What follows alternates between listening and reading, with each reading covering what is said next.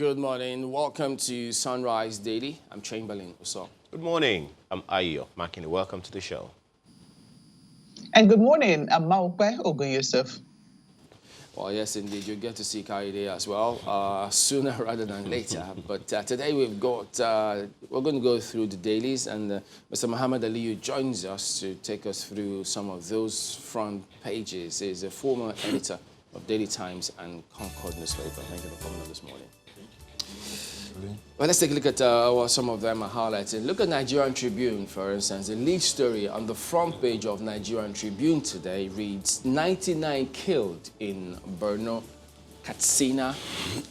Kidnappers kill 2, abduct others in Kogi. Police arrest man who raped 40 women in 1 year. You'd have thought this is 40-year-old woman, but this is 40 women in 1 year. Wow. This is certainly alarming. Very, very alarming. Both of them, both the lead story, yes, even the writers. Very alarming. And disturbing too. But sometimes you just have to say, how do we even get here? How do we allow this kind of things to keep going on and not rein these people in? There's a hole, a gap here. You see, the problem we have on our hands, which we don't know, is that there is so much impunity in the land. Because everybody that commits a crime believes that with a big man somewhere, he can escape justice. And that is a problem we have. Impunity breeds indiscipline, it breeds corruption, it breeds all kinds of criminal acts. So once people realize that they don't get punished for the crimes they commit, we keep having a recurrence of such criminal acts. Is there any attempt, do you see any attempts for us to see how we can even try and correct that? None so far, because none, because just when I was coming here, somebody was driving on my lane, whereas it should be on the other lane. If that person is conscious of the fact that what he's doing is wrong and he could get punished for it, it will not happen. It will not happen. The problem we have in Nigeria is that people commit crimes because they believe that they have big people, policemen. Again, the policing system in Nigeria has been so heavily compromised. An average criminal believes that with money, once he's arrested, he will escape justice.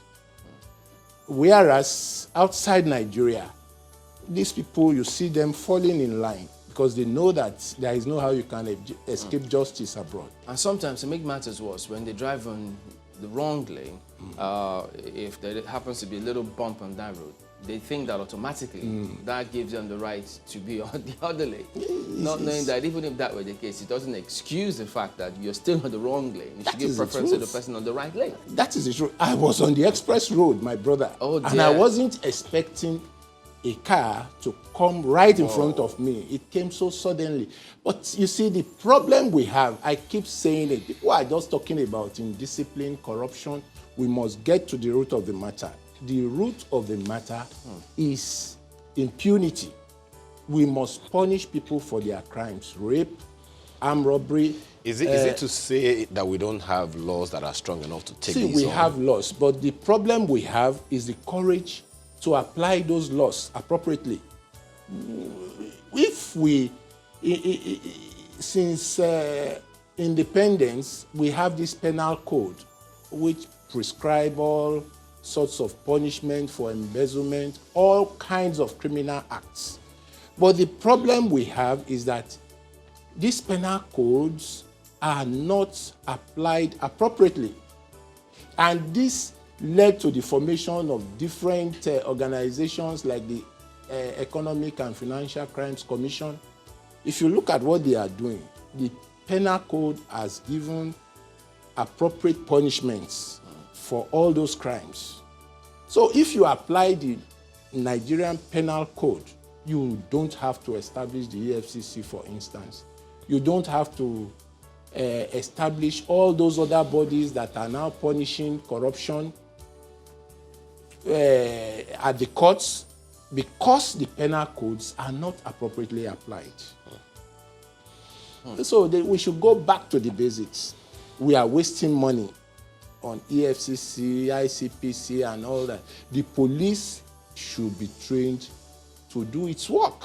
And speaking about police and wasting money, if 90 people have been killed in Borno and Katsina, are we wasting money pumping them into the police, and yet you still have this amount of casualties? No. I'm surprised that we still have this on our hands.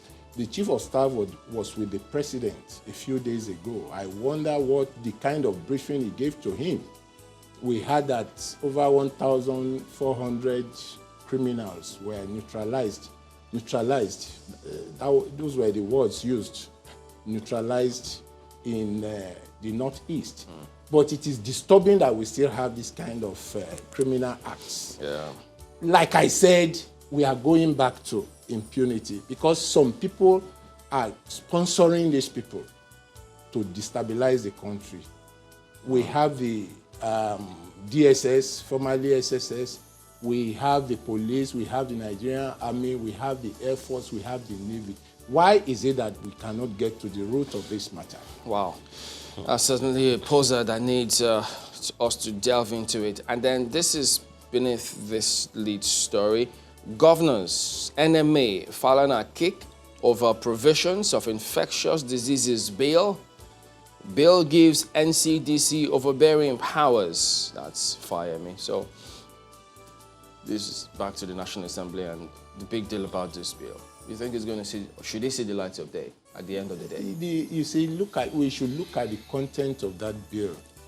How is it going to, you see, the problem we have in Nigeria is that people talk about personal interests more than the interest of the people. How is it going to affect the interest of the common man? That's my own concern.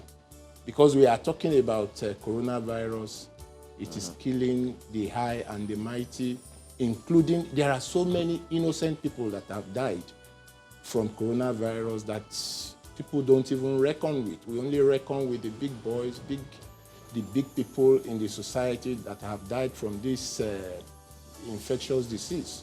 But how is the bill going to affect the common man? So what's your point now? That for as long as the bill is going to protect you and I. Well, that's the argument, because something that they're looking at it from the intendment of the drafters. In fact, they think that, first of all, this did not originate here. So there's a lot of copying and pasting, so it doesn't suit some things. Even if you look at our constitution, we just took our constitution hook, line, and sinker from the American system of government, and we are having problems with it. The same thing we are going to have if you just pick what is not going to be in the interest of the people and apply it here. There is going to be problems. Well, that will continue the public hearing.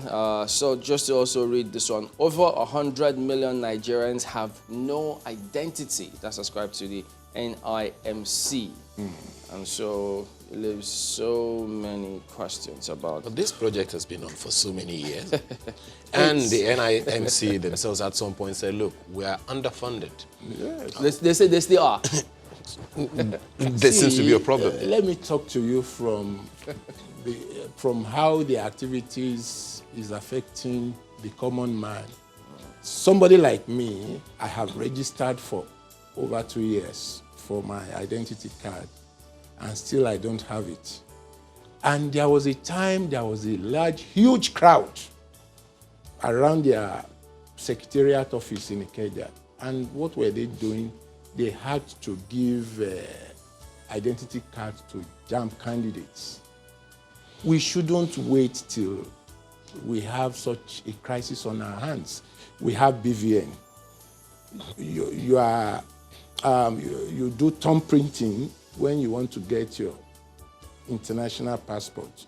You do thumb printing at the bank. We should get to a stage where we have to drive. Yes, a central pool where you can access the names of everybody here. It doesn't have to go through the NIMC. Because if you look at the people working there, in those days, they used to be retired soldiers. Now they recruit vibrant young men to complement those old soldiers. And I expect that a lot of things would have changed. But unfortunately, the situation remains the same. All right, let's go to the Daily Trust now. It's a similar major headline on the front page of the Nigerian Tribune. Bandits kill over 60 people in Katsina villages. That's on the front page of the Daily Trust newspaper. Massacred dozens at football pitch. Lone survivor describes terror attack in Borno. Zulum confirms 81 people slain by Boko Haram. Terrorists abduct more. Most certainly, just as you said, since the president received a visitor yesterday from the army, the military, hopefully they will have some answers to this. But then right on over that one, right up atop that one, is 100 persons buried in 2 Jos cemeteries in 6 weeks. This is another... Disturbing. It is disturbing. Yeah. When lives is no more important to people. The life of an average Nigerian is sacrosanct. People should not just kill and go scot-free. This goes back to what I said earlier, impunity. But we don't know whether this one is as a result of killings or whatever it is disturbing. Because you remember it is condemnable. Though there is a series of such occurrences in certain states in the north, for some time, that we are still looking for the exact reasons why such, things were dying, why people were dying, and it's been attributed to some consequences of coronavirus, maybe not directly, so the figures have not been added. Unfortunately, the Islamic way of burial is not helping issues. If you just pretend to be dead and you are a Muslim, may God help you if you survive it. Once a Muslim dies, within 24 hours he must be buried. It doesn't leave room for investigations as to the cause of the death. You're going to take a swab, saliva swab. Just before that. Well, that is okay, but even the test for the coronavirus that is ravaging all parts of the world now, in Nigeria, it takes how many days? 3 days. I don't know if that has been reduced now. To me, that is too much. Such a disease that can take a lot of lives should take less than a day for you to know your status. For coronavirus, an average test for coronavirus takes like 3 days. And between the time we had this crisis and now, I expect that the period within which you get your result would have been reduced drastically. Okay. The Daily Trust newspaper also has this one right under the INEC won't declare Ondo results if politicians disrupt processes. Find out who said that on page 28 of the Daily Trust newspaper today. Do you see that happening? It could happen because... But they destroyed the previous election before results were announced. Look, I expect that the highest authority in the land should have intervened in the Edo crisis now. Because here I have taken a deep look at the problems, the crisis in Edo. Where is the interest of the common man? What we have here are personal interests. Oshomole wants somebody whom he once called a thief, labeled incompetent and all that. What has changed between that time and now? Maybe the politics. That's what I mean. Personal interest.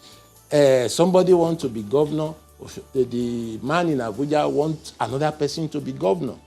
I thought they should be fighting over an hospital, schools, and other facilities that we should build for the people. Doesn't that happen because the people allowed that to happen? The electorates themselves? Yes, because as we are talking today, if there is a crisis in Edo State, the children of Oshomole, the children of Obaseki will not hit the streets. It is still the common man that they are going to harm. And at the end of the day, they will fail to disarm those boys and they will turn criminals to you and I. That is the fear that I have. The common man. Yes. I think my question have a paper there as well. Yeah, let's quickly see if we can. You see there. NGF, NLC, CWO, others reject bill at public hearing as House bars journalists from public hearing. No external influence on Infectious Diseases Bill. That's according to Gbajabiamila. You see it right there on the front page. I know we've already dwelt a bit on this particular bill, but this is a story that journalists have, that journalists were barred from the public hearing. What do you make of that?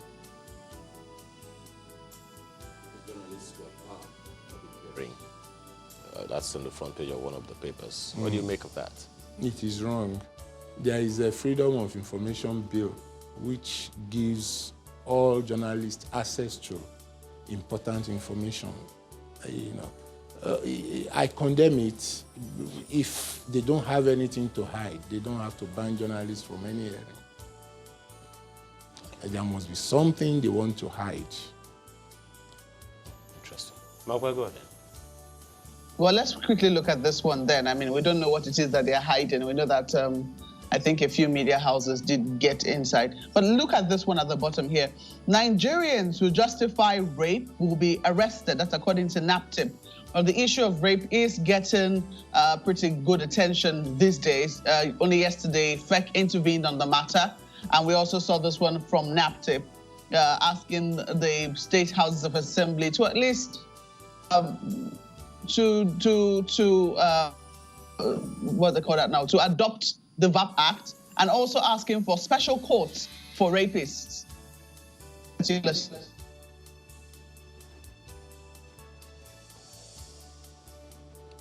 What do you make of that? Special court for rapists. I think it is important. How many special courts are we going to have? No. When you say special courts, you For can have rapists, for shippers, for not elections. Within the court system. Within the court system, you know that the is way. different. Asking for special. No. You know the way our justice system operates.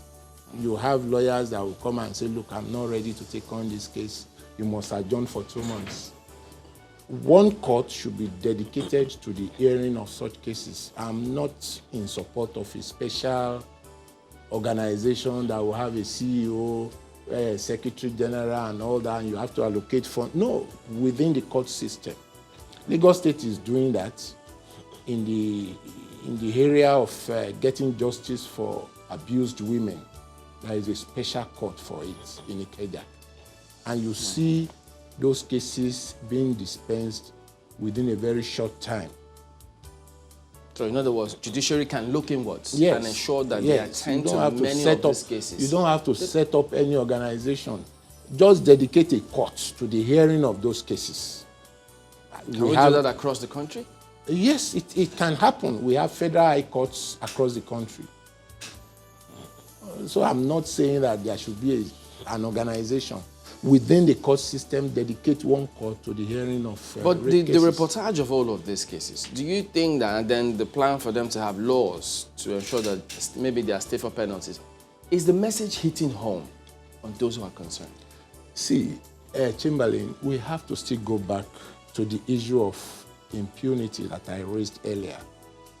The case of the girl that was raped in Benin comes to mind.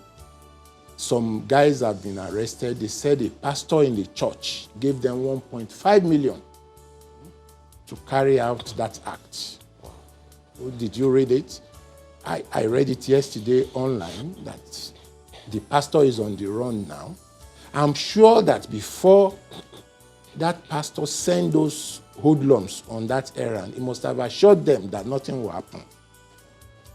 For as long as we have that impression that if you commit a crime in Nigeria, nothing will happen, then we'll continue to have a repetition of this scenario. Well, the country will be looking into this particular matter. The police have said that they will get to the bottom of that. To the root of the matter. That's what they always say. All right.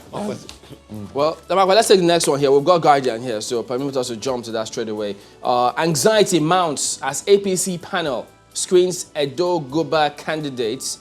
Obaseki graduated from UI. Registrar confirms. Panel screens Ize Yamu Ogenwonyi Odubu Obaze. Governor appears for late night screening. INEC warns against violence in Edo Ondo polls. well, this you focused on previously. So I guess the beat goes on to see how all of this will play out. pan out, and maybe not just necessarily personal interest, hoping that the interests of the common man Yes. will be factored in. No, but at this stage, is this the stage where they think about the interests of the common man? No, it's the party primaries first. from what I am saying, it is not in the interest of the common man. There is this adage that when two elephants fight, the grass suffers. I'm sure the children of Oshomole and Obaseki are not in Nigeria as we talk. Because if they are, they will be careful in what they do. Because at the end of the day, if there is problems in Edo State, the common man will suffer. Well, there's the same concern that on the front page of the Vanguard newspaper as well. Obaseki cries, "I can't get justice from screening panel." That story is on page 5. APC stalwarts bicker as UI clears Obaseki. APC committee screens Obaseki. Obaseki and others get 6 petitions against him. And Edo governor counters INEC on primary calendar. Edo's 18 local government chairmen back Obaseki. On and on and on. Of course, Edo, Ondo, we won't declare results if you disrupt polls. That's the lead. If Obaseki is saying he can't get justice from screening panel, he's not a common man in your definition. He's not. He's an interested party in all these matters. The truth of the matter is that whatever APC is doing, they should be fair. Unfortunately, an interested party in this whole crisis is the national chairman of the APC. But I expect that the National Working Committee or the elders of the party should intervene to ensure that there is justice in the screenings and everything they are going to do about this election. Don't forget that Obaseki is the governor of the state, is the chief security of this officer of the state. He has all the powers to do anything in Edo State. But I expect that the elders of APC should check all these situations and ensure that it doesn't snowball into a major crisis. That's my advice. Because at the end of the day, the poor people, the masses, I'm from Edo State, and I know the prevalent level of poverty there. Okay. Well, there's this one on the back page of the Vanguard Sports. Athletes who take a knee face ban at next year's Olympics. I wonder what that means, really. Does that mean who take a knee? I mean, I think it's in their own solidarity with George Floyd. Well, footballers have been taking a knee. I wonder. That's why it is what is going on now. They shouldn't be punished for that, because we all know what is happening in America and all over the European states right now is in support of what is going on, the killing of... So why should the Olympics saying that it is unnecessary? It's an unnecessary decision. If it is truly a decision, then we should criticize it. It is condemnable. All right, that's the Vanguard newspaper this morning. Okay, then, so that ends a look at some of the dailies as well today. We do thank you for coming on this morning. Muhammad Ali is a former editor of Daily Times and Concord newspaper. We're back in a moment.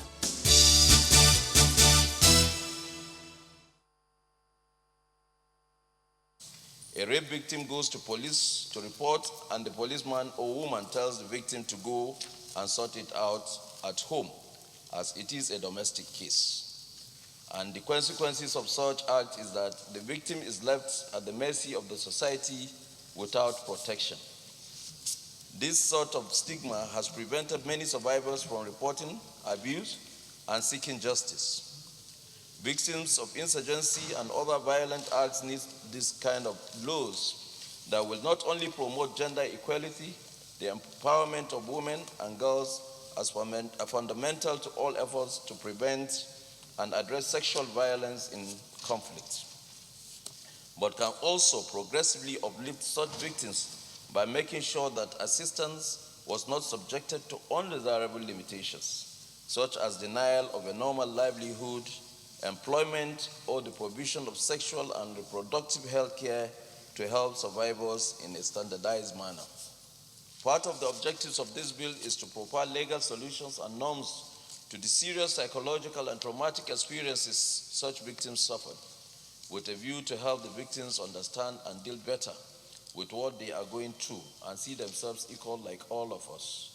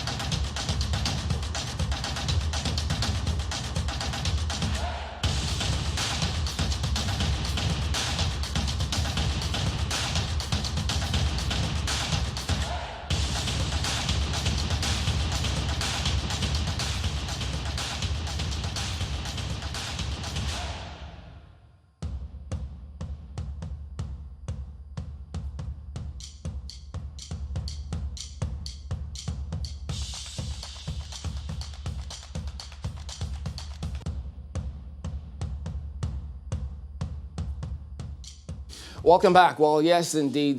Today we are focusing on the National Assembly.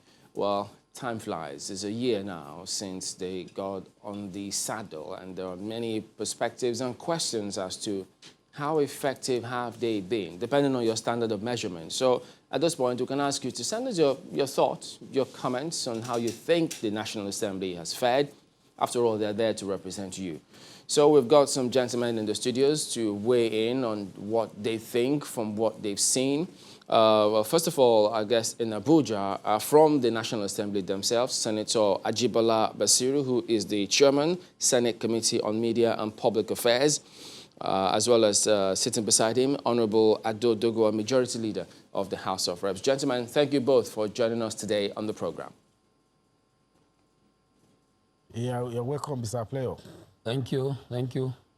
All right, but here in the studios, we've got Mr. GT Ogunye, who is a legal practitioner. GT, thank you for coming on as well. It's my pleasure. Thanks for inviting me. Let's start off from the gentleman in Abuja. Well, Senator, yes, it's usually rare for you to ask people to assess themselves because chances are that they'll thump their chest on some of this. But all the same, what do you say to those who think, because asking a few questions of certain people, they just think, oh, wait a minute, what comes to their mind is how they think the National Assembly is a rubber stamp this time around, that they want to see some things change. What would you say to those class of people, first and foremost? I will laugh at their ignorance of the workings of democracy and the rule of checks and balances and separation of powers. First and foremost, we must contextualize the allegations of being rubber stamp within the context of democratic expression of the Nigerian people as evidence in the last election.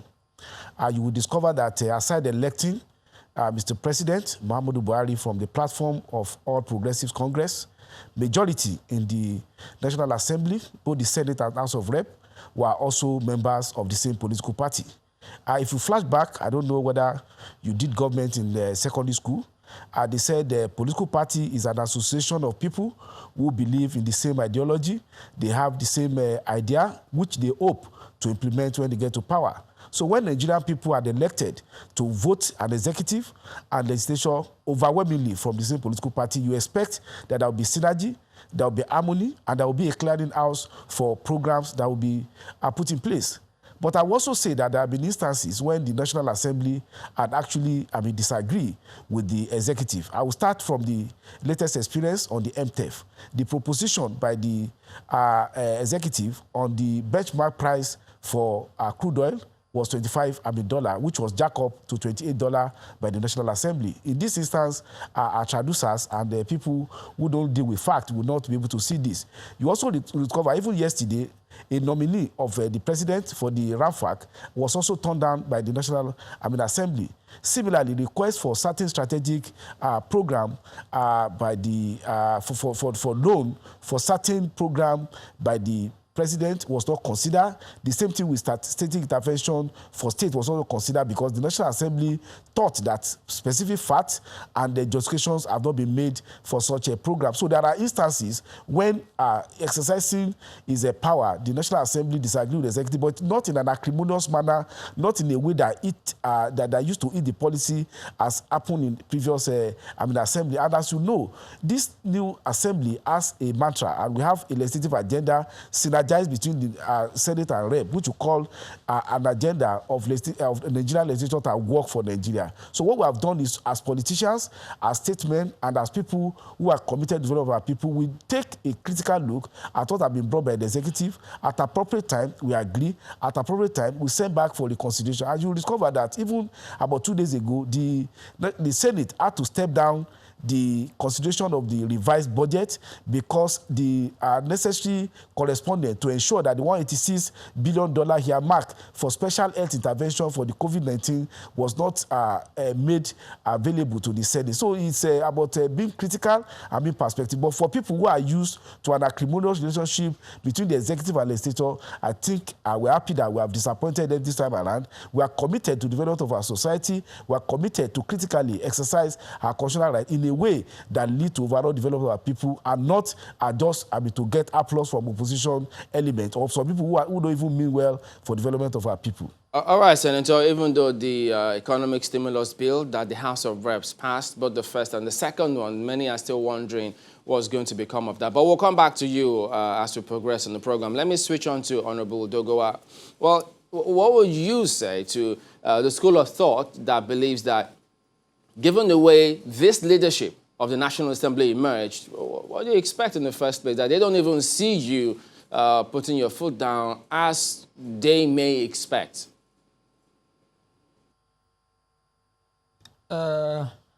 Just like my distinguished colleague, the senator, has given his remarks, I want to believe that when you are operating a system we call democracy, perhaps you allow everyone to go by his own thought. You don't stop anyone. But the fact remains that as representatives of the people of the Federal Republic of Nigeria, we have always had a course, we have a direction, and there are also guiding principles for us to operate as representatives of the people.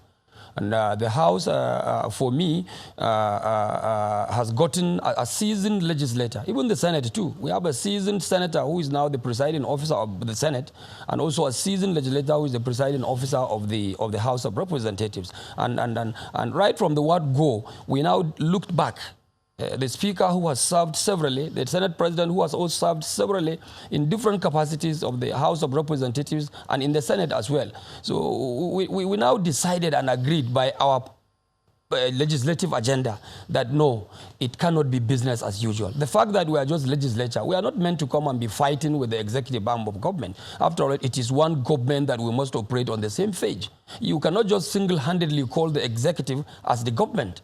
The executive alone is not the government. The legislature as an institution is not also the government alone. It is the tripartite coexistence, peaceful coexistence, despite our different constitutional responsibilities, that forms a government. If for any reason, God forbid, the executive or the president or the vice president fails in one way or the other, it is by extension a failure of the legislative institution as well. So when we started, we now agreed and put in our legislative agenda that there must have to be a paradigm shift. Shift in terms of our legislative duties, shift in terms of the way and manner we relate to the executive arm of government, shift in terms of our proactiveness in responding to the yearnings and aspirations of Nigerians. For as long as we will continue to bear the name of, yes, we are the ambassadors of the Nigerian people on the Green Chamber and on the Senate, the Red Chamber, then certainly we must have to work in mutual coexistence with the two other arms of government to deliver the deliverables and to also be able to provide good governance for the people of the Federal Republic of Nigeria. It does not matter what names you call us. If it means, oh, we have to find a situation whereby you always sustain the cat and mouse relationship that existed in the past, which had not been productive, did not produce anything that you can now beat your chest to say, oh, this is good governance. Except we have to maybe find a situation whereby our presiding officers who are elected on the platform of the ruling APC will have cause to now defect to the opposition party and run a legislature under an opposition party. Then I want to say, if those are the judgments of Nigerian people that we have to do that before we are called proactive, or we have to do that before we are seen to be doing our job, then I will now tell them, sorry. We are not out for that. We are out to deliver our legislative duties and responsibilities with a difference. And that is what we are doing. If you look at the nature, for instance, taking, for instance, the Appropriation Act, which is one of the major responsibilities of the Parliament. In the past, there has always been this kind of problems. You see the executive not agreeing with the submissions of the legislature. But in this present Ninth Assembly, especially in the House of Representatives, I can beat my chest to tell you that we participated in partnership with the executive arm of government. Even before they presented the budget, we had what we call pre-budgetary engagement with them. Ministry of Finance, the Budget Office, all other relevant offices of government that are concerned with the projection of the expenditure of the year by way of appropriation will now come and meet with the leadership, meet with also relevant committees of the House and that of the Senate in trying to really create a synergy, like my distinguished senator has said, in trying to create a common front so that when the budget is finally brought on the floor of the House, it is not just a strange document. It's not an alien document. It's a document that we jointly worked upon, and at the end you find us doing what we call legislative duties with ease. And we will continue to do that. I want to believe what the face of the 9th National Assembly, the commitment of the 9th National Assembly, the House and the Senate, is one that we must accept the fact that it's unprecedented, and we will continue to cherish the style of leadership of the Right Honorable Speaker, Femi Bajabiamila, and indeed our sister chamber led by the Senate President, who is incidentally the chairman of the National Assembly, Senator Ahmed Lawal. Okay. Well, we'll come back to some of the details. There are some other issues that have arisen from what you have said, but let's bring this to Lagos and speak with Mr. Ajiti Ogunye, where there were expectations and there has been a performance of 1 year. Are you satisfied so far? They've tried their best, but they've tried their best, but I'm not satisfied. And this is not being hypercritical. And if you poll the opinions of Nigeria, you also discover that most Nigerians are also not satisfied with their performance. Look, those who occupy public office can indulge in self-adulation ad infinitum. But there's a reality and there's a perception. And the perception right now is that this 9th National Assembly has become what I would call one good turn deserves another National Assembly. Yes, it's taking that the National Assembly, unlike the 8th National Assembly, in terms of its composition and leadership, largely belong to one political party, the ruling party, APC. The last time, and I'm talking about the 8th National Assembly, we had more or less a hybrid leadership. So that from inception, there was disruption and there was pandemonium and acrimony and all that.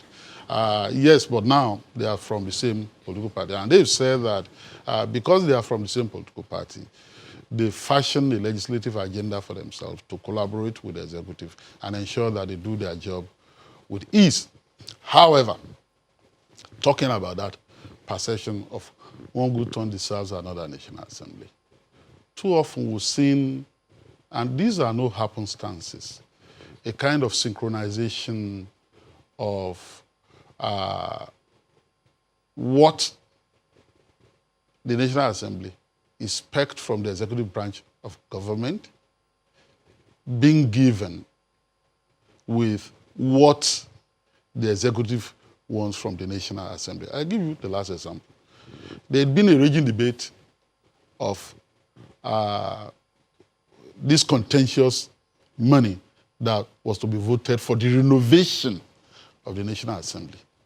And of course, there were arguments back and forth and all that. And COVID came and our budget became more realistic. Mind you, it was originally a deficit budget. So we're going to borrow to fund the budget. And people were saying that was lack of thinking that was not our priority and all that. And they were saying that no, it's the FCDA that was going to use the money. The money was not going to come to the National Assembly. And so the president wanted to borrow more money for Nigeria.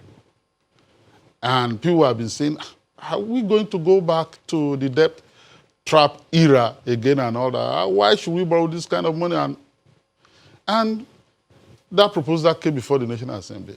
And about the same time, 27 billion naira was then given to the National Assembly or to the FCD for the purpose of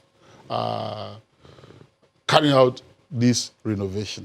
So the perception people have, therefore, and that was what Chamberlain was referring to in his intro when he asked that question, is that this National Assembly will do anything the executive branch brings. And remarkably, yesterday, the president praised the National Assembly,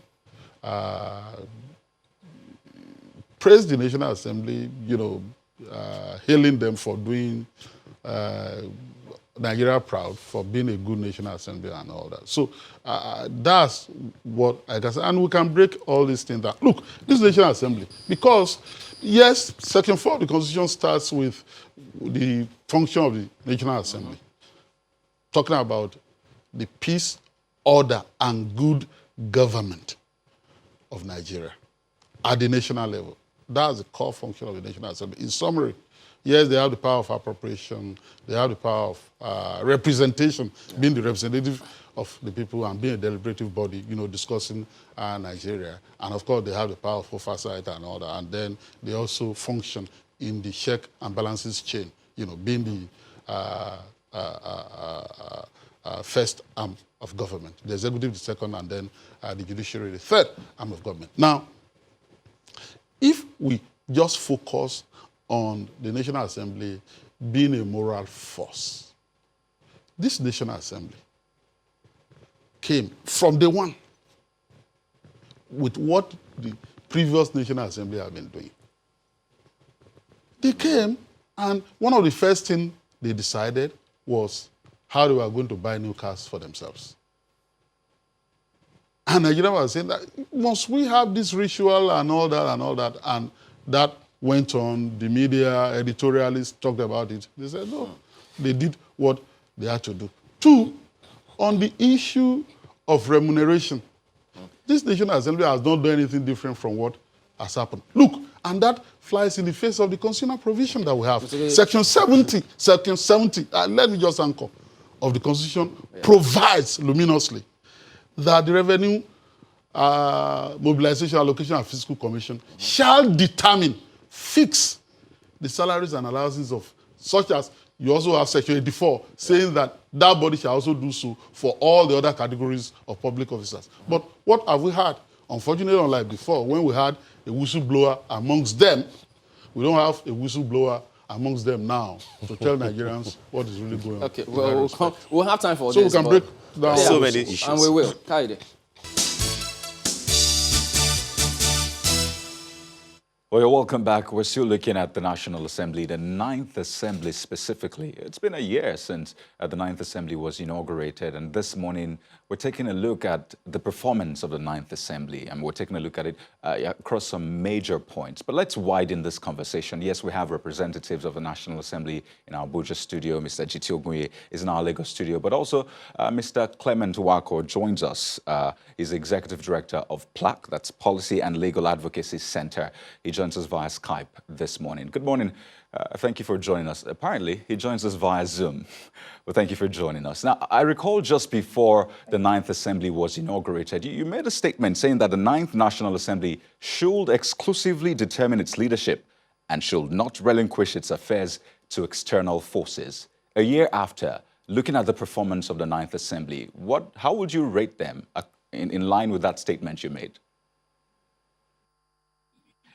Well, I think the National Assembly had different contests or different persons contesting for office, and certainly those persons decided on their own that they wanted to run for office. It's possible that they may have been supported by the executive to emerge, but once a leadership has emerged for the National Assembly, what is clear then is that that leadership is for the purposes of achieving the constitutional intendment of the role of the National Assembly, which includes lawmaking, oversight, and representation of citizens. And the question is how far they've gone in presenting a good fulfillment of these constitutional requirements. I think when it comes to lawmaking, you have to look at the bill's progression in both the House and the Senate to see how much has been done. When you look at the report card of the National Assembly, and I'm sure that they have been doing so as well, we haven't seen any members' bill of the National Assembly pass and sent to the president for assent or even being assented to by the president. We've seen a few executive bills that the National Assembly has received, and some of them have been passed. Of course, the most important and most recurrent is the Appropriation Act that has been passed. And it was passed in record time. First time it was passed before the end of the fiscal year. And we commended the National Assembly for that. But I think beyond that, the key thing is representation of your constituents. To what extent do your constituents feel that you have represented them adequately? And then how do you carry out oversight? The intendment of the National Assembly or the Constitution, the National Assembly needs to be an independent arm of government.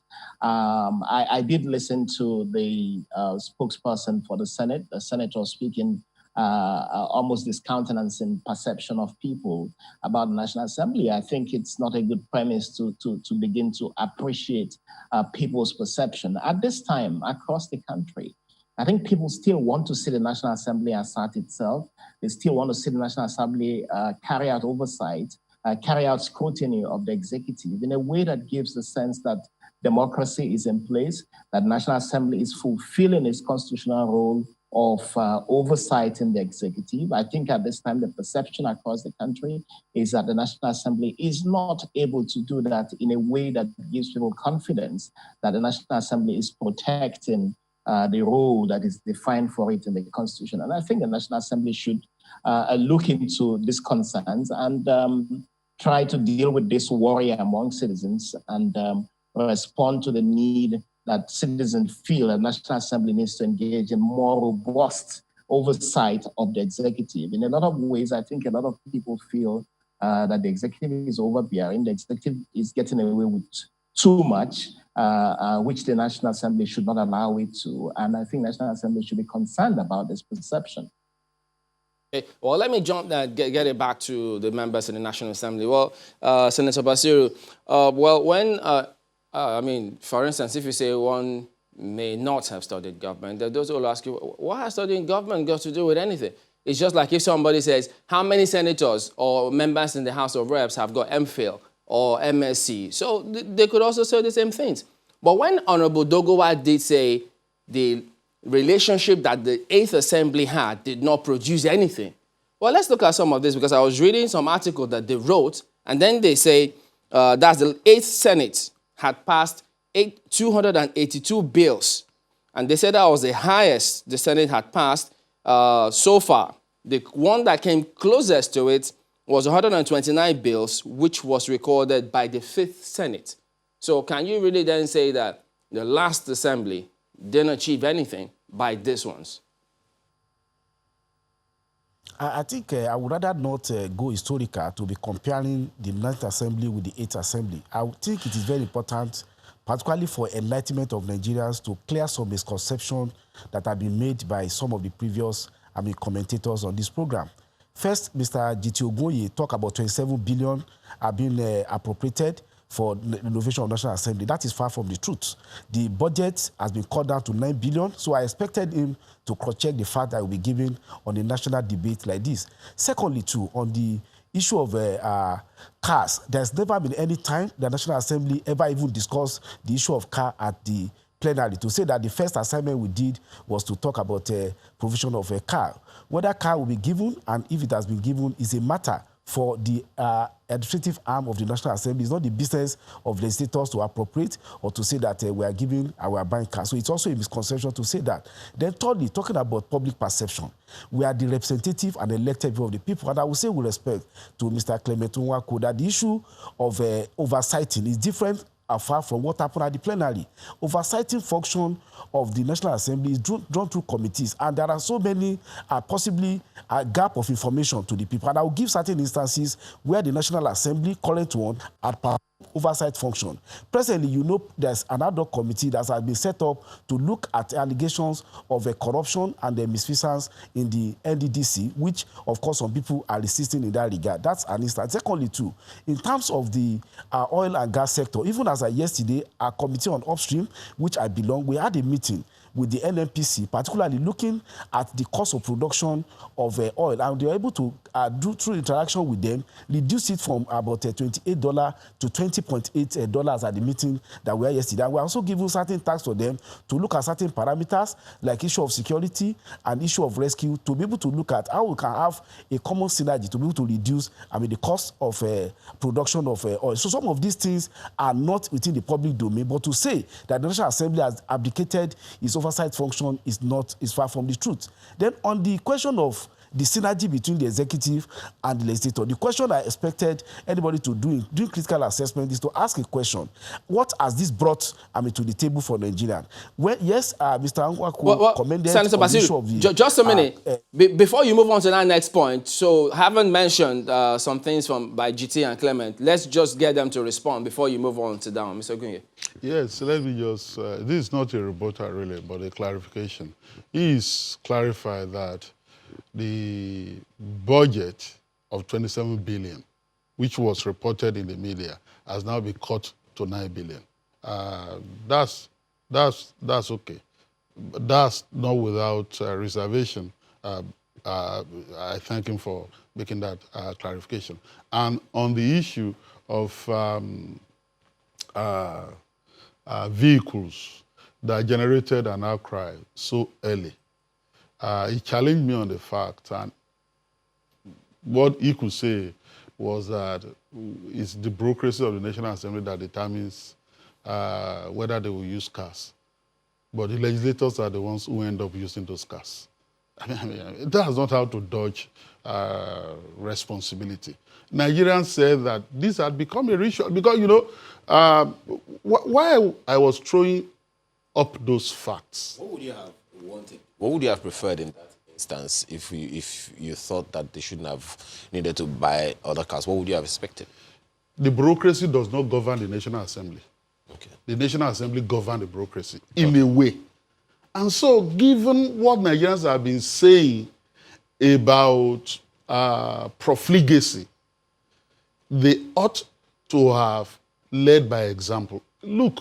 Do you expect that they should have adjusted the law to line up with what you're saying? It's not about adjusting any law. It's about just saying that this thing, this ritual, that Nigerians have worried about all this while will not start this year. And I just give you an example for you to, and I was saying that I was throwing up those facts to really demonstrate that if this National Assembly came forward to convince Nigeria that they're going to be the best or that they're going to work change in accordance with the mantra of their party or they're going to do things differently, more or less what they've done thus far, which may be a foretaste of what they may do for the remainder of their tenure or term, may just be a regurgitation of what we had in the past. And I say that, for example, just before I yield, you know, the 8th National Assembly, when its leadership was facing criminal trial, Code of Conduct Tribunal, Nigerians were poo-pooing the fact that each time that thing was going on, they would close shop and go there in solidarity, right? But that's exactly what the leadership and members of the National Assembly just did with one of their own who was released from prison custody recently. You know, I'm just telling you that the more things appear to change, the more they look the same. And we can be breaking this down, you know, sector by sector and so on and so forth and all that. All right, well, but there were a number of other issues that were raised by the senator that concerned Mr. Nwankwo. You want to quickly respond to that, Mr. Nwankwo? Well, yes, I think that, again, first of all, it's only a year and they haven't been helped by the fact that you do have the pandemic that's been ongoing, that's almost halved the period in which they have sat. So I would be reluctant to make comparisons between the 8th and 9th National Assembly yet. I think there's still time to do that. But beyond that, I think, like is mentioned, the national budget is afflicted by a whole lot of issues. And part of it is how do you cut wastages? And I think that in a situation where you have pandemic, it is even much more important that wastages are cut down in order to address the immediate issues. Do we need, even if the budget is 9 billion, do we need to spend that money at this time? Can we postpone the renovation of the National Assembly? These are questions that Nigerians ask. But certainly, I think it's still too early to make comparisons between 8th and 9th Assembly. And yet, there are issues, especially even with the pandemic, that National Assembly needs to be much more active with, which is the issue of oversight in the executive, even in the way it is handling the pandemic. And there are lots of grouses in the country about the way the National Assembly is oversighting the executive's actions, whether it is with respect to violations of human rights by security services in the COVID-19 era, or even in the way the palliatives have been utilized and distributed to citizens, or not even reaching the citizens. These are oversight activities that needs to happen. But I agree with the senator. There's a lot that is going on in the National Assembly. I think National Assembly needs to engage much more with citizens in order to explain the lot of work it is doing behind the scenes. And I do know, and because I participate in some of these activities, there's a lot going on in the National Assembly, that the National Assembly itself needs to sell itself in a way that people can see that it is doing a lot more than is seen in the plenary. But certainly, I would emphasize again that the task of oversight over the executive is not being aggressively pursued. And so the executive is getting away with too much that needs to be checked. That's definitely a huge gap you mentioned there, talking about the National Assembly communicating with the people that they represent. But let me take this to Honorable Dogua. There was an issue that happened in the build-up to when the Infectious Disease Bill was first introduced, and it raised a huge question. First of all, there was first, second, and third reading was supposed to happen, but the first and second happened.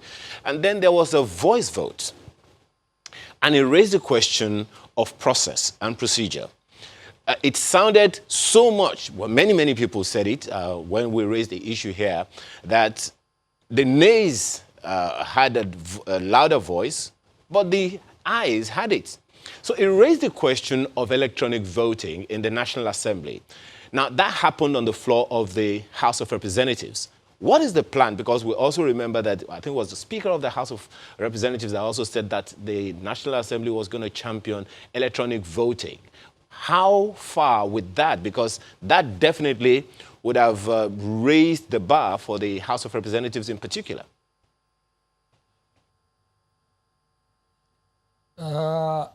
Fine, very good question. But before I get to that, let me also maybe by way of a kind of recap, lend my voice to the previous contributors who spoke about the way we synergize and interact with the executive arm of government. Agreed, we are doing legislative duties with a difference. Agreed, we may be giving a little much to the executive. But the fact remains that this is an institutional interrelationship. When you are running an institutional democracy and institutional governance, then this partnership, you cannot rule it out. And while we do that in partnership with the executive arm of government, we are very much conscious and very sensitive to the constitutional responsibilities of the legislature as it relates to our traditional duties and responsibilities of representing the interests of our people, appropriating, oversighting, and what have you. When you look at the way things are seen out there, it's like even when people look at us from the perspective of our constitutional duties, but sometimes when things come up in this manner, you see people raising questions and asking questions and over again. For instance, an institution that is charged with the responsibility of oversighting the activities of government agencies and governance in the process of this democracy. And you are now saying, they don't need to have cars. We don't need to have cars. Then how do we even go out for oversight? You want us to trek on the street if we want to visit Federal Ministry of Power and Housing, Federal Ministry of Powers to oversight what is going on over there? You want us to trek when we wanted to go to Bauchi to intervene in the state government and the legislature's crisis? You wanted us to also have traveled to Edo to intervene, maybe using our private tickets or other personal effects? These are basic things that Nigerians must accept, the fact that as long as you want us to work, there are fundamental provisions that we require in terms of infrastructure and facilities that must be given to us before we can work optimally and provide the expectations of the people. Take, for instance, the issue of electronic voting, which you have just now asked me.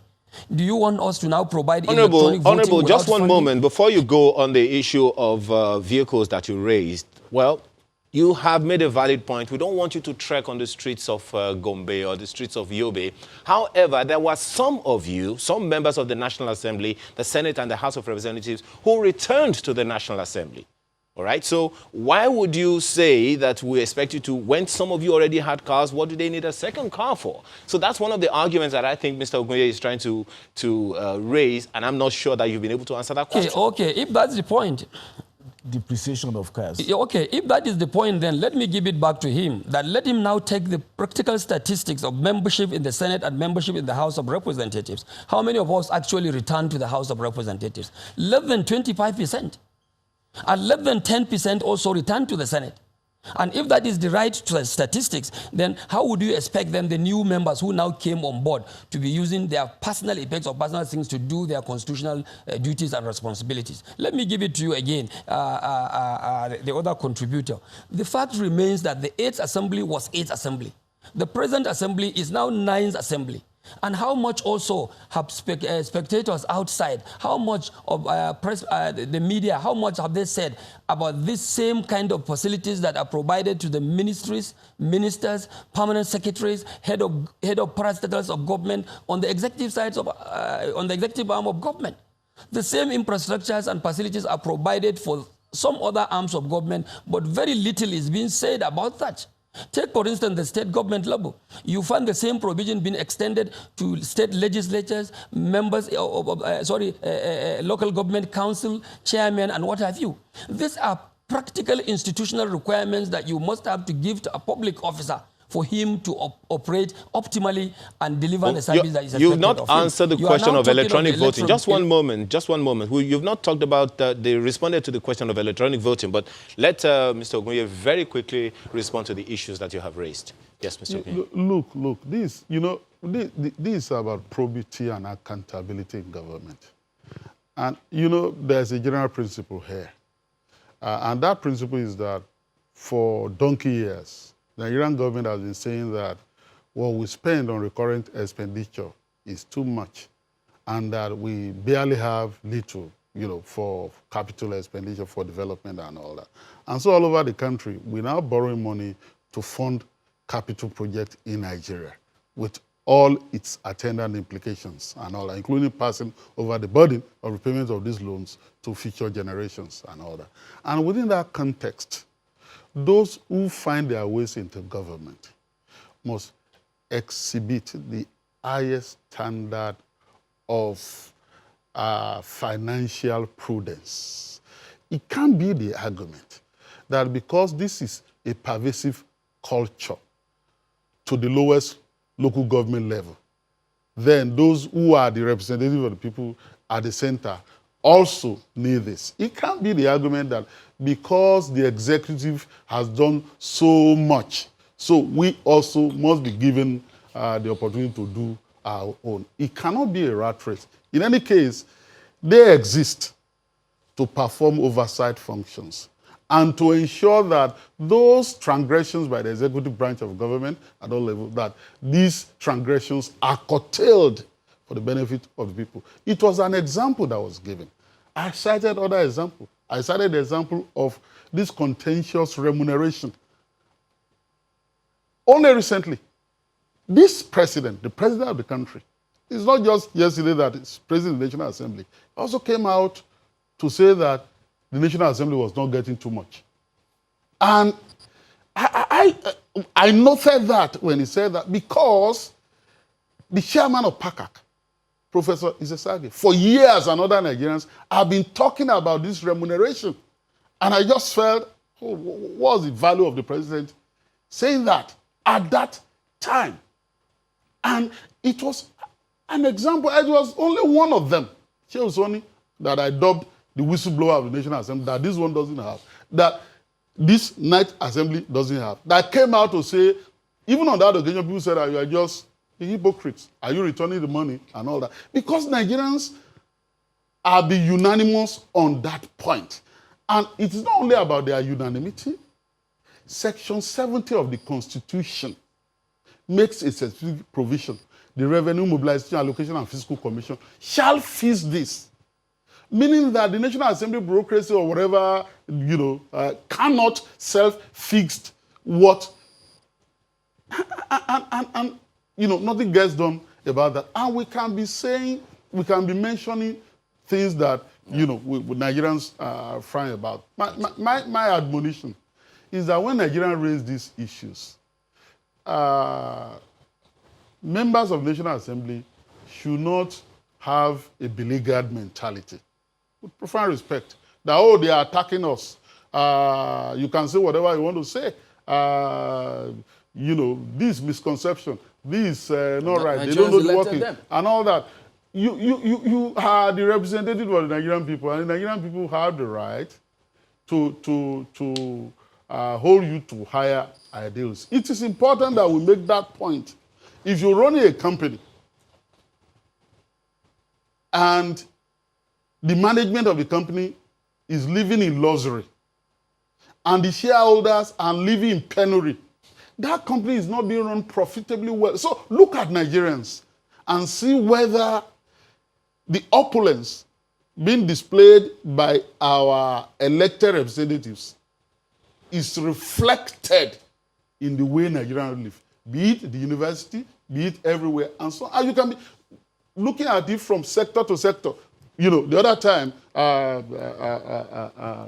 Mr. Clement Uwako talked about the commendable speed with which this National Assembly had passed the budget within without allowing it to go. But that's one side of the coin. What's the other side of the coin?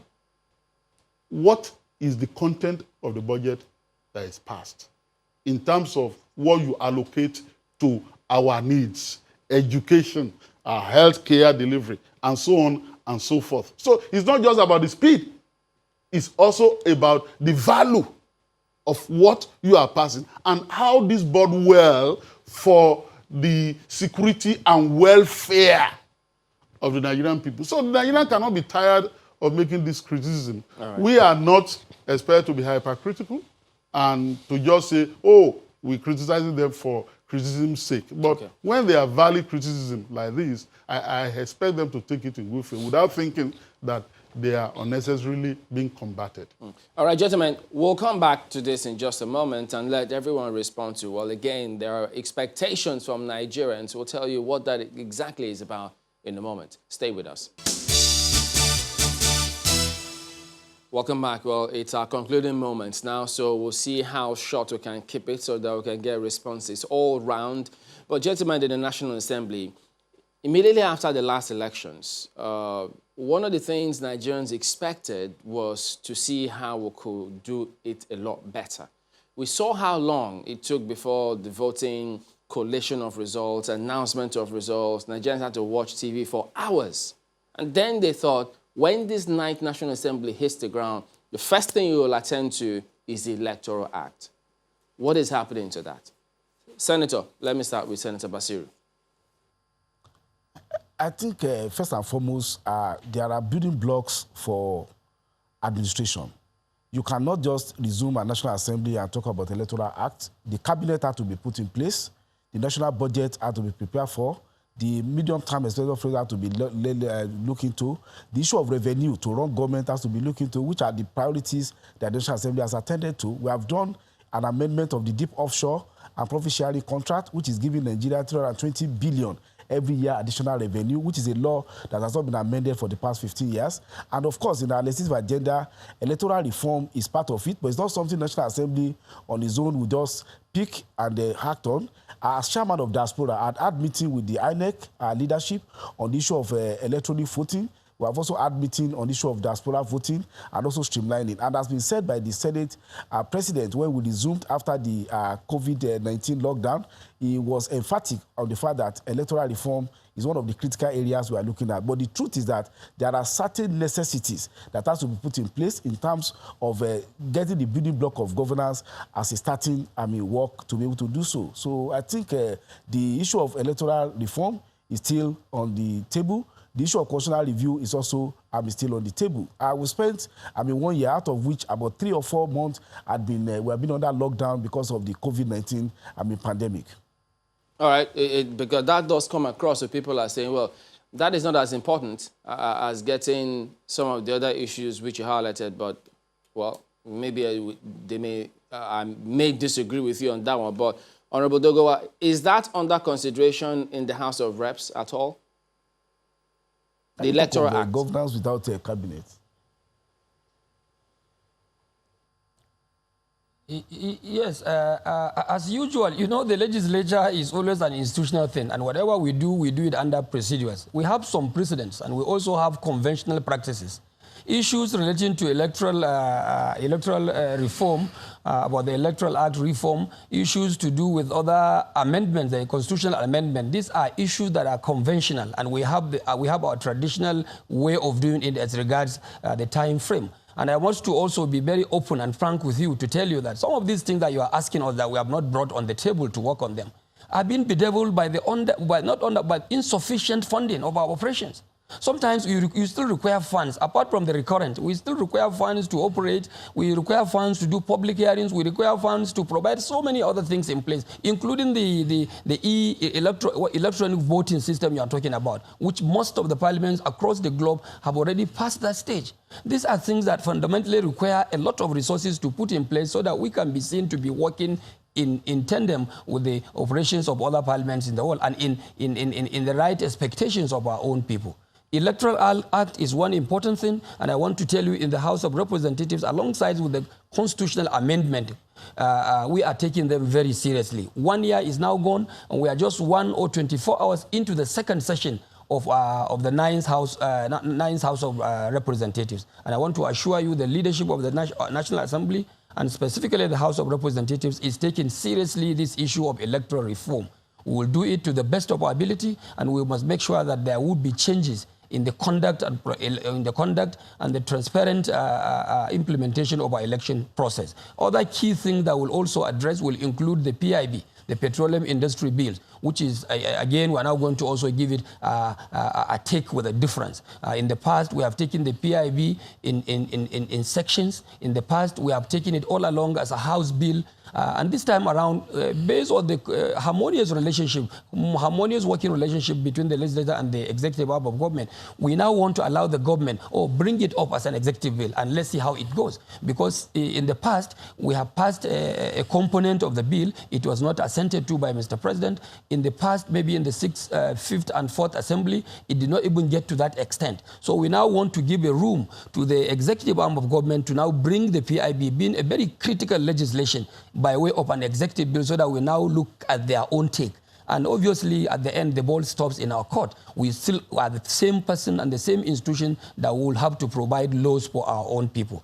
Let me once again, by way of the right of reply, to still say, while we operate in the manner we are operating, we are very much conscious, we are very much sensitive of our constitutional duties and responsibilities to be as proactive as possible. The budget is one instrument that the government requires to work. Oversight is another responsibility of the institution of the legislature to also do it transparently. But certainly, the fourth estate of the realm, the so-called social media, the other people who may even be the fifth columnist on the street, must allow this institution of the legislature to work without unnecessary interference. I don't know why it takes some people a pride to always say, oh, you are not doing right, you are not doing right, you are not doing right. Some of these people you may not know are same people who might have even tried coming to the House of Representatives or going to the Senate, and they failed, and they decided to now operate as an extension of the Senate. A good number of these people on social media are actually part or members of the constituencies across the nation that voted, representatives in the National Assembly. So as much as you might call them the fifth columnist and say it might be unnecessary interference, but these people's thoughts actually matter. And speaking of that, in case you're following this conversation, you can go over to our Twitter handle, Sunrise Daily Now. Let us know what you think. Talk about your representative at the House of Representatives, at the Senate. Let's know, how much work they have done so far, what areas you think they need to develop on, and basically let's have a well-rounded conversation, all right? So the Twitter handle, just tag Sunrise Daily Now. Let's have your thoughts. By the way, we've had a few of them coming in, and we'll try to take on some of them. But let's go over to Mr. Nwako. Now, a couple of issues have been raised, really. And as much as we move away from, funds and all that, we come back to it, talking about electronic voting. We talk about the need for funds to also achieve that. But I know that you've been following the bills. PLAC has been following some of those bills that have been, introduced at the various levels of the National Assembly. And one of them, which is of key importance, is the Electoral Act Amendment Bill. There's also the, Petroleum Industry Governance Bill and all that. But regarding the Electoral Act Amendment Bill, what importance should we give to it at this time? I think a lot of importance at exactly this time of the life of the 8th National Assembly. A public hearing had been held on the Electoral Act Amendment Bill. The Senate President had committed that that bill would be passed at the end of 2016. That bill didn't get passed until only a few months to the next elections, the 2019 general elections.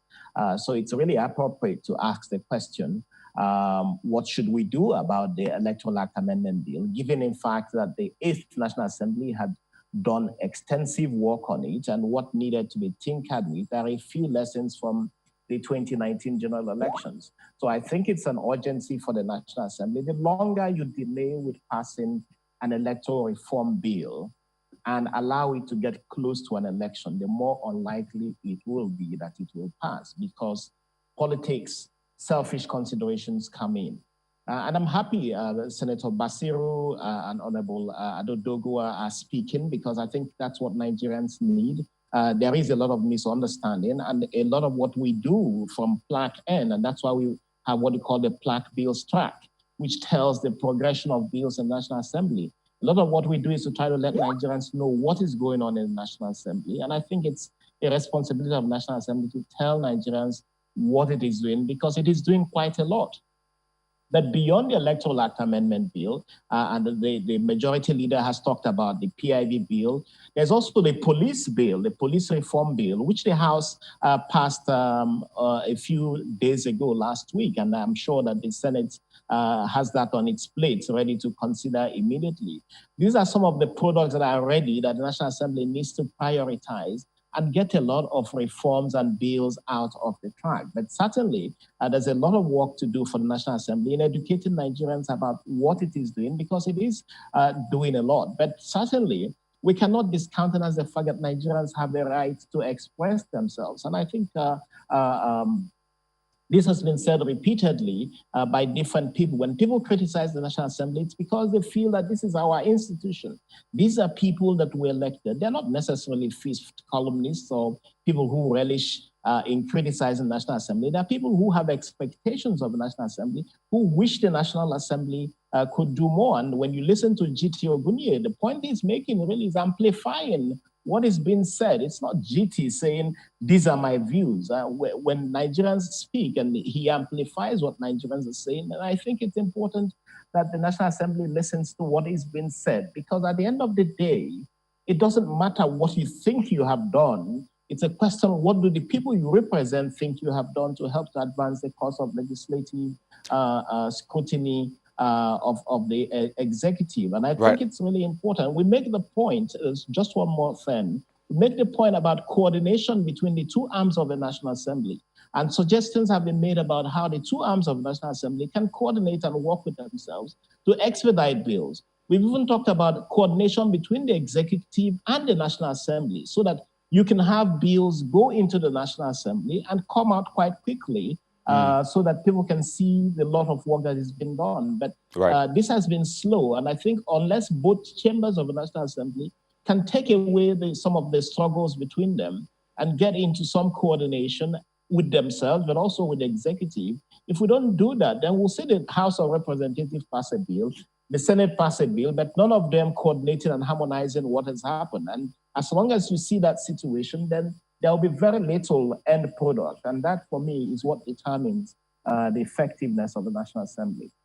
Mr. Nwako, you have raised some key issues. I mean, you've talked about coordination. That's what you ended with. But we would like to thank you so much for sharing your thoughts with us this morning. We've been speaking with Mr. Clement Nwako, who's the Executive Director of PLAC. But, you know, let's go over to Abuja and speak with Senator Basiru. I mean, Mr. Nwako raised some issues, and he talked about the National Assembly taking on board, ideas and perceptions of the people, when in fact the people actually put them there. And in other climes we have things like constituency surgeries where members of the parliament, for example, in other countries go back to their constituency and they have a sit down. In other places they call it a town hall. And Senator Basiru, is there any framework in place to have such on a regular basis for each of the representatives? I mean, I've had conversations with some that said, well, we've not done it in a while, and that's even before COVID. So what's the framework for these town halls or constituency surgeries, as the case may be, such that you take on board what your constituency members actually have in mind? Actually, as far as I know, this is my first year in the Senate. I know that I have a constituency office in the capital, Osogbo, and I also have offices in all the local government. I have about 80 assistants that go to the community, not only sitting down at the town hall. I had the town hall meeting early this year, and I had one, last year too, before the COVID pandemic. I believe other legislators also have the same facilities in terms of reaching out. The question of reaching out to constituency is like preaching to a Muslim that he must recite Fatiha when he wants to pray. To tell a politician that he must reach out to his constituency is like telling him what he ought to do, because we are not just appointed to the National Assembly, we are elected by the people, and we must be responsible to the people, because we may also submit ourselves to the scrutiny and the election by the same set of people. So the question of constituency outreach, getting people to be part and process of what we are doing is also very important. But I would say that the challenge that the National Assembly has is because of the three arms of government, it appears to be the one that is most underdeveloped. And that's why I take the point that Mr. Nwankwo has raised. There's a need for us to do more in terms of public enlightenment, sensitization, and education of our people on the workings of the National Assembly and what we are doing. And a lot of what we are doing are actually buried in our committee rooms and conference rooms. So we need to put this out, and I take that as a challenge in my new responsibility. All right, Senator, there's one more thing that we need to bring in. So we'd like everyone to respond to this as short as possible before we wrap up. Let me start with Mr. Ogunye. Do we really need a bicameral assembly? There are many things we may not need.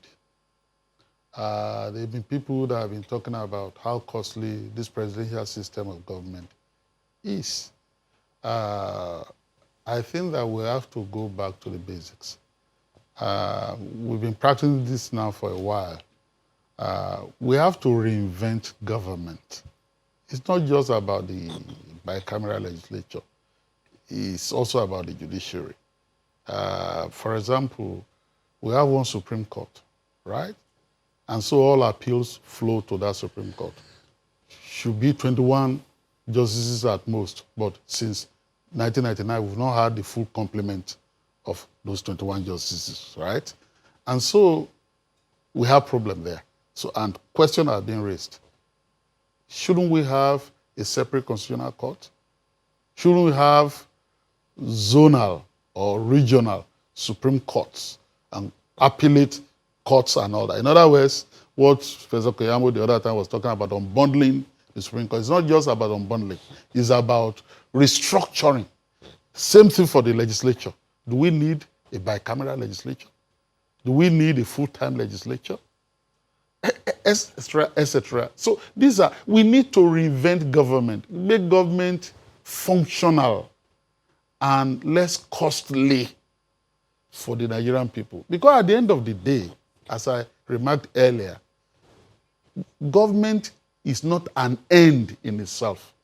It's a means to an end. And that end is the security and welfare of the Nigerian people. So government cannot be stronger or richer or better than those who are being governed. Well, gentlemen, let me bring it to both of you. Honorable Dogowa, because at the moment, that is what people think. Because if you're talking about depreciation of cars, how is that more important? Because people who elected you are using cars are about 10, 15 years old. So what do we do to ensure that governance is a lot more effective? So do you think we need this bicameral legislation? For me, I think it's not even about the need or otherwise of a bicameral legislature. The most important and my take home from these conversations is that word, that issue, that principle of coordination. Coordination between the arms of government, coordination within the institution of the legislature, that is between the Senate and the House of Representatives. This issue of coordination has always been a need for us to develop on. It has been lacking to some extent, and I want to also believe my brother and ladies and gentlemen who have the opportunity to be watching us at this very good moment to understand that for a system, a political system that you borrowed from somewhere, and the definition of that system or the parameters involved in that system suggested that you have a bicameral legislature. And for a country like Nigeria with over 200 million people, diverse in cultures, diverse and different in religions, I do not see anything wrong when you have a bicameral legislature. The most important point about it is how optimally these two chambers of the National Assembly work. And also you talk about checks and balances between the executive and the legislature on one hand. There is also this principle of checks and balances within the institution of the legislature as an institution too. Where the House of Reps, for instance, might have gone wrong one way or the other, the Senate is there to provide a check. And where the Senate has gone wrong either, then the House of Reps is also there positioned to provide the checks over possible lapses or imbalances in whatever thing that is being brought up by the Senate for consideration at the House level. But importantly, what I want to say going further, we must appreciate that this is a developing democracy. We must also appreciate that it's an institutional democracy whereby every institutional responsibility and duties must come to bear to provide a common front so that at the end, governance could be what is expected by the people. Governance could be in the line and in the light of what we are supposed to do jointly. The reason why we have decided as an institution now to work the way we are working is the fact that we have agreed to believe that governance and government should be a collective responsibility. All right, Honorable Dogo. Okay, then we do thank you because we have to go. Honorable Dogo as the majority leader in the House of Representatives. We also did have Senator Ajibala Basir, who is the chairman, Senate Committee on Media and Public Affairs, and Jiti Ogunye, a legal practitioner, and Clement Wankwo, executive director of PLAC. Gentlemen, thank you all for coming on this morning. We will be back and take a look at what are the people saying concerning what you all have said. Join us again. All right, welcome back. Wow, what engagements we do have on the social media, but not to worry. We'll do something about some of these things next week, taking it to the next level. But, you know, tomorrow we have a special that we intend to bring. So we're putting out another question to you all. We're asking, tell us, this is the poll question that we're putting out now. In what do you expect, or what did you expect should have improved 21 years into our democratic experience as a country? That's the second advent of this now. So you go to Sunrise Daily, that's our Twitter handle, and vote. We'll collect the results tomorrow and let you see and let everyone see how you all have voted. So go on before the poll closes. In 2 hours. Yeah. You don't need a PVC and no, stuff. not 2 hours, not 2 hours. Well, it's in more a than day. 2 hours. 23 hours. 23 yeah, hours. so please go out there and vote. And Your vote is your right. One man, one vote. I know, right? One Twitter user, one vote. So there you go. Don't let your vote count this time around. But speaking about which, on some of the issues raised today, we've got some responses. Joseph Dari Olowa says, in today's Nigeria, we now have too many legislations without corresponding implementation, but many compromises. We must grow faster. It's one of the questions we wanted to ask. You know, it's one thing to make laws, another thing to implement. How far so far? There you go. We'll take a look at this one from Iyosomi saying there's some micro-profligacy, that's quite interesting, in the recurrent budget. They have been able Professor to... Nakena, is it? Yeah. Okay. Yeah, have to be able to sort out the budget. Well, they've been able to sort out the budget passing on time and must robustly create an avenue of interaction between the people and themselves. 1 year is not enough to conclude on their abilities, though he ends by saying that. Well, that definitely is the correct thing. Well, Romeo Lowokere says here, what happened to the brand new vehicles used by the previous assembly? How old is your imported Tokumbo car that you drive before becoming a member? Nigeria is just a broke country living large. Wow. This hurts me. Well, looking at this one now, I can't see who sent it, but it's talking about 3 great bills. It says there are 3 great bills that will radically change the democratic and economic trajectory of Nigeria, but are yet to be amended or passed by the National Assembly. Act, Land Use Act, Companies and Allied Matters Act. I ask, what's stopping you? Well, look at that, Henry. Henry says, National Assembly shrunk National Treasury, has reduced the size of Ghana Must Go Backs, executive legislature bickering, markedly reduced, House of Reps leadership very exceptional in interventions in the civic space for public good. Most members appear lost on why they are there. Ooh. Well, I thought it was building up. You didn't see that coming, did you? So you can tell just by looking, but you know. Oh, boy.